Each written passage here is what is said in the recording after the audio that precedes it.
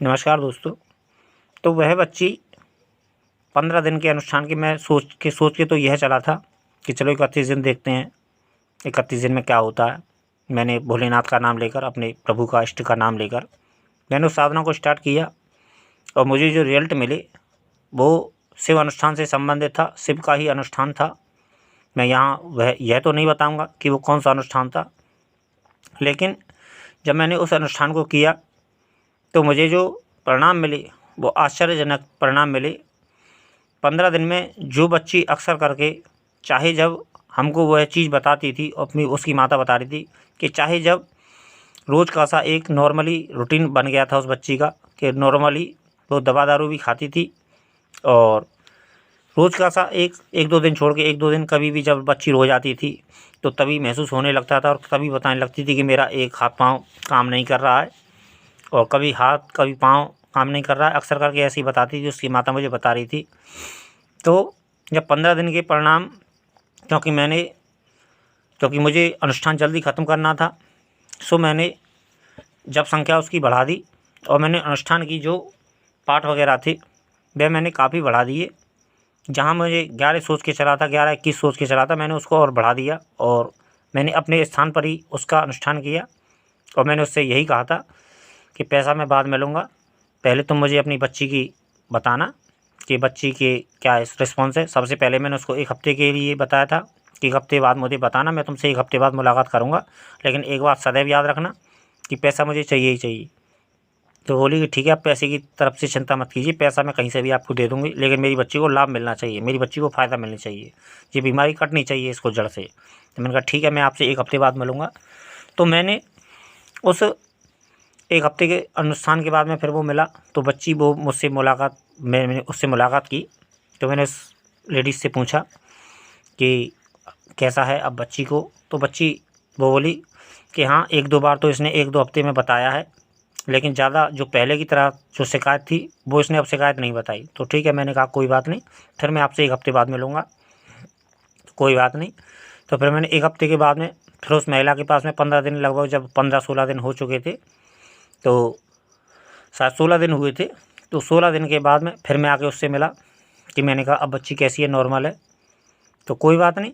फिर मैंने उससे पूछा, उसकी माता से, कि अब बच्ची कैसी है। तो वह यही बोली कि अब बच्ची को इस हफ़्ते में इसने एक भी बार शिकायत नहीं की है और अब यह बच्ची बिल्कुल नॉर्मल है। इसने इतने दिन में पिछले तुम्हारे 15-16 दिन में इसने कोई भी 1-2 बार ही शिकायत बताई है, उसके बाद में इसने कोई शिकायत नहीं बताई है। तो ठीक है, मैंने उससे कहा कि ठीक है, कोई बात नहीं, मैं 3-4 दिन बाद आऊँगा, इस अनुष्ठान को मैं ख़त्म कर रहा हूँ और यह बच्ची अब नॉर्मल है तो अच्छी बात है। और भगवान करे, मैंने भोलेनाथ से ही प्रार्थना की कि भोलेनाथ अब इस बच्ची को कोई दिक्कत नहीं होनी चाहिए, क्योंकि मैंने ये अनुष्ठान किया है और मैं इसके एवज़ में पैसा ले रहा हूँ, सो इस बच्ची को कोई दिक्कत नहीं होनी चाहिए। सो मैंने फिर 21 दिन का अनुष्ठान पूर्ण करके 21 दिन में अनुष्ठान पूर्ण कर दिया मैंने। और 21 दिन के बाद में तो फिर मैं अभी कुछ समय पहले उस बच्ची से पिछले शुक्रवार को मैं मिला था, यह जो गया है शुक्रवार को मिला था। तो उस बच्ची के पास में मेरी जेब में चॉकलेट भी थी, क्योंकि मैं बच्चों को अक्सर चॉकलेट वगैरह देता रहता हूँ। तो मैंने उस बच्ची से मिला, मुलाकात की, तो उससे हाथ वगैरह मिलाया और मैंने पूछा उससे, क्योंकि उसका नाम मानसी था। तो मानसी, मैंने कहा कैसी हो। कीर्ति भी उसका नाम था। तो मैंने कहा बेटा मानसी कैसी हो। तो बोली कि कोई बात नहीं अंकल जी, मैं तो ठीक हूँ। मैंने कहा पहले जैसी परेशानी होती है तुमको। कि नहीं पंडित, नहीं अंकल जी, अब मुझे पहले जैसी कोई प्रॉब्लम नहीं होती और अब मैं ठीक हूँ। और आप बताइए आप कैसे हैं। तो मैंने कहा मैं भी ठीक हूँ। तो और भी मैंने कि पढ़ती वगैरह हो। तो वो बोले कि हाँ पढ़ती हूँ। तो मैंने कहा पढ़ाई कैसी चल रही है।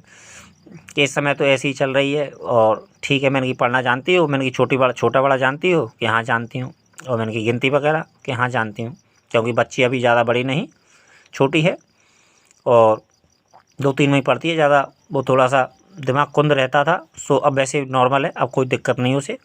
अब तो हंसती भी है और बात भी करती है और खेलती भी है। तो मैंने उससे पूछा कि वैसे तो कोई दिक्कत नहीं। कि नहीं कोई दिक्कत नहीं। तो मैंने कहा ठीक है। और पूजा वूजा करती हो। कि हाँ पूजा वूजा करती हूँ। तो मैंने किसकी पूजा करती हूँ। कि शिव जी को मैं जल चढ़ाती हूँ। मैंने कहा ठीक है, अच्छी बात है। तो मित्रों यही अनुभव कि देखो किसी भी रोग में, देखो शिव अनुष्ठान एक ऐसे अनुष्ठान होते हैं, शिव जी की एक पूजा अर्चना एक ऐसी होती है। देखो, एक तो नॉर्मली हम पूजा करते हैं, 2 अगरबत्ती और धूप दीप वगैरह दिखाते हैं, ये देखो नॉर्मली पूजा होती है। इन पूजाओं का फ़र्क तो पड़ता है, क्योंकि छोटी मोटी चीज़ भी बहुत इफ़ेक्ट पड़ती है, लेकिन जो इफ़ेक्ट पड़ना चाहिए हमारे जीवन में, वो इफ़ेक्ट एक विशेष साधना से पड़ता है। यह साधक के ऊपर निर्भर करता है कि वो क्या समझता है।